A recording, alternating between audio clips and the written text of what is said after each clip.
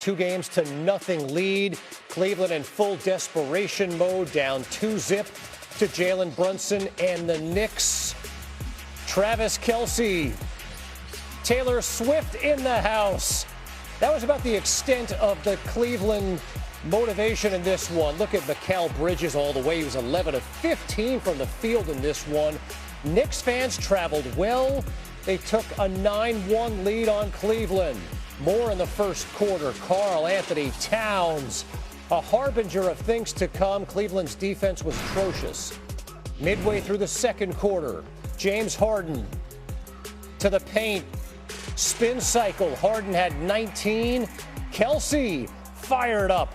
Cleveland within 2. And then a couple possessions later, Harden all the way down Broadway to tie it at 48. Offense wasn't the problem for the Cavs. It was defense. Look at Jalen Brunson right to the cup. Brunson had 38 in Game 1. He had 14 assists in Game 2.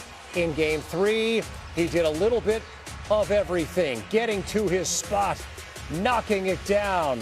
Knicks in front at the break, 8-1 in the postseason when leading at halftime. Cleveland 3-6 when trailing at the half. Knicks led it by 6 at the intermission. Third quarter, more from New York. In transition, OG Anunoby to Bridges, one of 27 assists for the Knicks in this game. Midway through the third, Anunoby, what a weapon he is. You figure you got to account for Brunson and Towns. Anunoby does it all, and then Brunson to the cup. Knicks pulling away in front by 12. A minute to go in the third. Harden. And 1. Cleveland within 7 after the made free throw. But at the other end, Brunson, step back. You don't know me like that. He had a huge alley-oop assist before the end of the third quarter. Knicks led by 9, headed to the fourth. Early fourth, Hart, Bridges. The lead was 14. Cleveland had no answers. And then Landry Shamet off the bench again for the Knicks. New York in front by 14. Shamet one more time. Shamet was 4 of 5 from the field. Every one of them a three-pointer.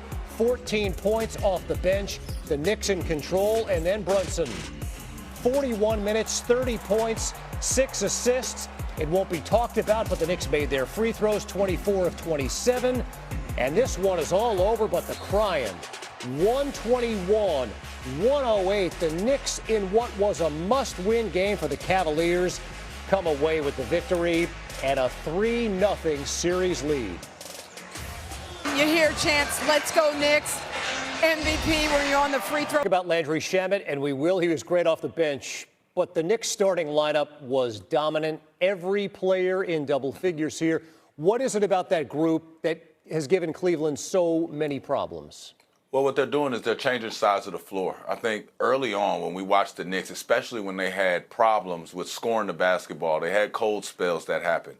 What they did was they put Karl Anthony Towns in a high post area. We put him on the sideline into a 21 action, and then there's cutting, there's movement, but the ball changes sides of the floor. And we have Jalen Brunson to have a great floor game and say, hey, anytime we aren't going to those actions, now that we have, and I've sprayed the ball out a little bit, I can get my wiggle room. I can get downhill. I can make sure that we get FGAs and FGMs rather than get us TOs. And I think that he's done a great job of just being patient, letting things come to him, and showing the Cavaliers that no matter what they throw at him, he's going to pick it apart.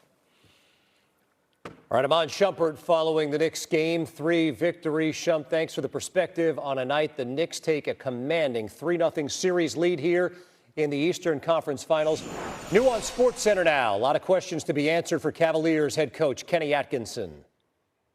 Ken, you mentioned after Game 2 needing to go home and get your legs underneath you a little bit. Do you think that this group is out of gas? I don't want Danny. It's hard for me to judge, right? I did think their physicality and energy level was much higher than ours. Kind of just call it what it is. But credit to them. I thought their physicality really got us. They turned us over. Early. They were into the ball, very handsy. the whole grab and hold thing, which is part of it, and we struggled to play through that physicality tonight. Why do you think that you guys in this series, and especially tonight, have struggled from the perimeter shooting the basketball? Yeah, I don't know. I'm sure our shot quality was good again, just not going down, and you got to run back, keep running back on defense. It puts a lot of pressure on your defense, especially a really good offensive team like that. Yeah, I think Fred was telling me before the game, like, your expected shooting percentage is like 8. Yeah. Going into tonight was like 8 points lower than what it should be. So, I mean, that speaks to what you've been saying. I think we won the expected all 3 games. Yeah. So it's just, but there's expected and real. This is where we always get into that conversation, Joe. So, but they took, they were the more physical team tonight. I think their physicality and energy, and we just couldn't get to that level to combat it. I think the turnovers hurt us, Joe, and I think Shamet getting loose there. They had a role player step up on the road. But there was no whatever the stats tonight. They were the much better team. We're now joined by Stephen A. Smith. Stephen A., after Game 2 on Thursday, you used the words alarming and flabbergasted right here on SportsCenter to describe the Cavs' defense. What words would you use for their performance tonight? Pathetic. Very, very pathetic. Gave up 37 points in the first quarter. Didn't come out with any degree of urgency whatsoever. I wouldn't be surprised if we did an investigation and we discovered that half the team had already made vacation reservations. I mean, it just looked that way. They were devoid of any kind of urgency whatsoever. And the New York Knicks are just playing together. I understand that they're flowing. I understand that they could serve to demoralize you. There's no way around that. But the flip side to it is you're on your home turf, and there's an incredible level of urgency that comes attached to it. And the New York Knicks just gave it to them. Brunson had his 30. Of course, Anunoby had his 21. Can't say enough about Mikal Bridges and the way that he's been playing as of late in these playoffs. He is just in his bag. He is flowing. And Landry Shamet coming off the bench and dropping 11 points in the fourth quarter. All of those things can contribute to a victory.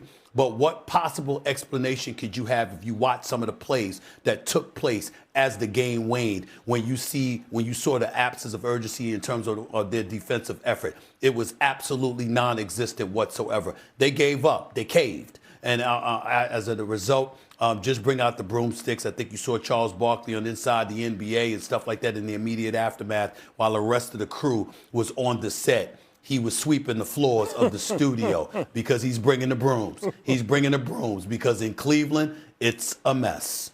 It is indeed that, Stephen A. We talked last night following the Oklahoma City win about the play of Jared McCain, and you mentioned Landry Shamet. He was that tonight for a Knicks team. How would you characterize the overall depth of this Knicks squad?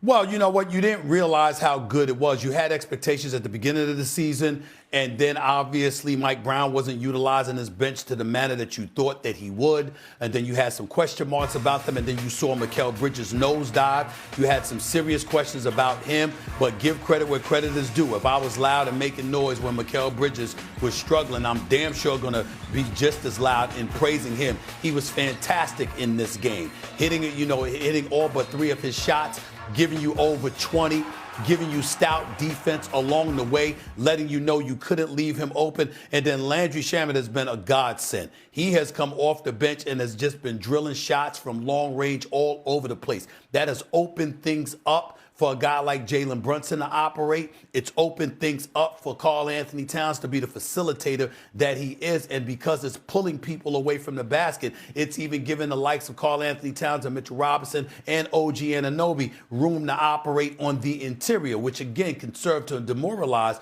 the Cleveland Cavaliers as it has shown. But you still don't expect a team trying to get to the NBA Finals to look so lethargic defensively. No energy whatsoever.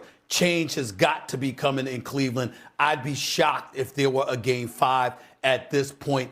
They look like they've already made their reservations for off-season vacation. They just look that way. You can see it.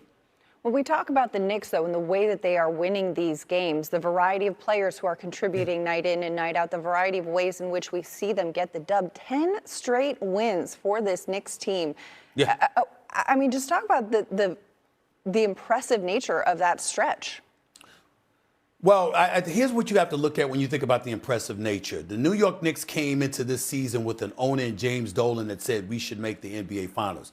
They had fired Tom Thibodeau, who took them within 2 games of the NBA Finals last year. So let's be real. Nothing less was going to suffice. If you lost, it had damn sure had better be in the Eastern Conference Finals. And even then, that was pushing it. But here they are within 1 game of the NBA Finals now. They were top 6 both offensively and defensively in terms of efficiency.